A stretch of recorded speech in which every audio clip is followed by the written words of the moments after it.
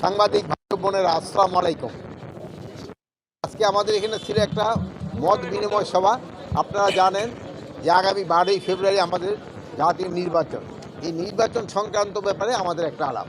এখানে আমরা একেবারে উপজেলা পর্যায়ের থেকে জেলা পর্যায়ে এবং ডিভিশনেও যারা আছে, মানে specially administration cadre, admin cadre এবং পুলিশ বাহিনীতে যারা ছিল, আনসারে যারা ছিল, আইন শৃঙ্খলা বাহিনী মোটামুটি সবাই ছিল, সেনাবাহিনীও ছিল, বিজেপি ছিল, সবাই ছিল।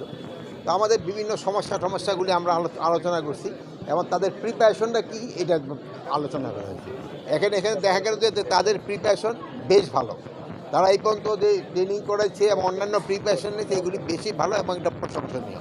তাদের এই প্রিপারেশনটা নিয়ে তারা জাতিকে একটা খুব ভালো নির্বাচন উপহার দিতে পারে, এটা আমাদের একেবারে বিশ্বাস।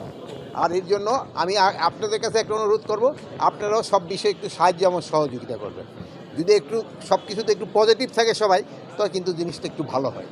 এখন আপনাদের যদি স্পেসিফিক কোনো প্রশ্ন থাকে কাইন্ডলি আমার জিজ্ঞেস স্যার, করতে পারেন। গত 4 দিন আগে শেরপুরের ঝিনাইগাতিতে একটি নির্বাচনী সহিংসতা হয় এবং 4 দিনেও মামলা হওয়ার 4 দিনেও আসলে কোনো আসামি গ্রেপ্তার হয়নি। এবং আজকে আমরা যতটুকু জানতে পেরেছি যে ঢাকা থেকে প্রধান আসামি সহ 40 জনের 6 সপ্তাহের আগাম জামিন হয়েছে। স্যার, আপনার কাছে কি মনে হয় যে এই সব থ্রেট কি আমাদের ময়মনসিংহ বিভাগের নির্বাচন পরিস্থিতিকে হুমকির মধ্যে ফেলে দিবে কিনা? মানে এই যে ঝিনাইগাতির যে ঘটনার, এটা খুবই দুঃখজনক ঘটনা। মানে এই ধরনের ঘটনা যেন আর না ঘটে, এটার জন্য যত ধরনের প্রিকশন নেওয়া এটা আমরা নিচ্ছি এবং এটা খুবই দুঃখজনক ঘটনা।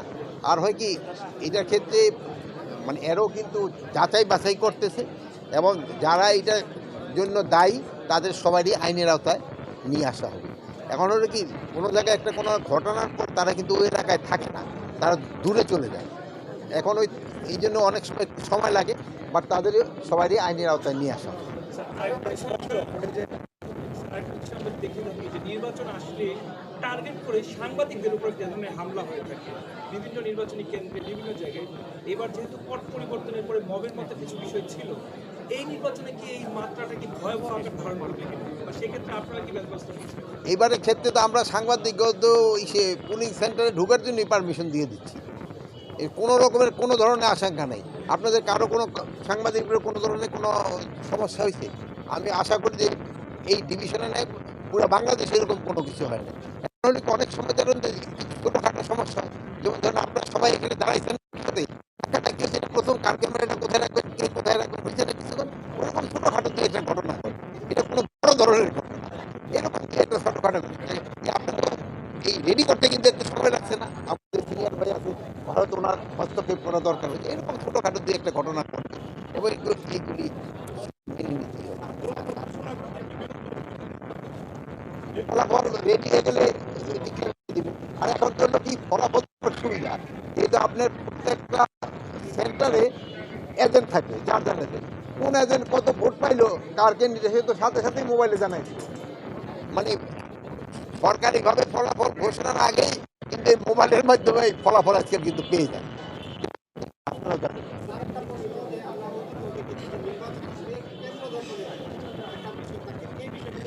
এবার যদি কোথাও কেন্দ্র দখল হয়, কেউ ছাড় পাবে না। এবার এই জন্য কেন্দ্র দখল যেন না হয়, এই জন্য আমরা সিসিটিভি প্রতিটা কেন্দ্রে লাগানো হচ্ছে। আমরা বডি ক্যাম্প, পুলিশের 25,700 আমরা বডি ক্যাম্প দিচ্ছি। আমরা ড্রোন ব্যবহার করতেছি। আমাদের যে সুরক্ষা অ্যাপ, এইগুলি ব্যবহার করা হচ্ছে। এবার যদি কেউ কোনো রকমের এদিক করতে যায়, সে কেউ ছাড়া পাবে না। সে ভাই হোক বা বোন হোক, তার ছবি ওখানে থেকে যাবে। 3 দিন পরে হোক, 4 দিন পরে হোক, বা 6 মাসের জন্য জামিন নিয়ে আসুক, জামিনের পরে হইলেও সে ধরা খাবে। নির্বাচনের আগে আমরা দেখি যে অবৈধ অস্ত্রের যে চালান বা ছড়াছড়ি, সেটা আপনাদেরকে হয় এবং এসব ঘটনা কিন্তু ঘটছে। এটা নিয়ন্ত্রণে আপনাদের আসলে কতটুকু? অবৈধ অস্ত্র আমি অস্বীকার করবো না, এবার ক্ষেত্রে কিন্তু অবৈধ অস্ত্র না, এবার আমাদের তো বৈধ অস্ত্র তো বাহিনী আছে। যেহেতু আমাদের যে থানা থেকে যে অস্ত্রগুলি চলে গেছে, আমরা তো সব কয়টা উদ্ধার করতে পারিনি।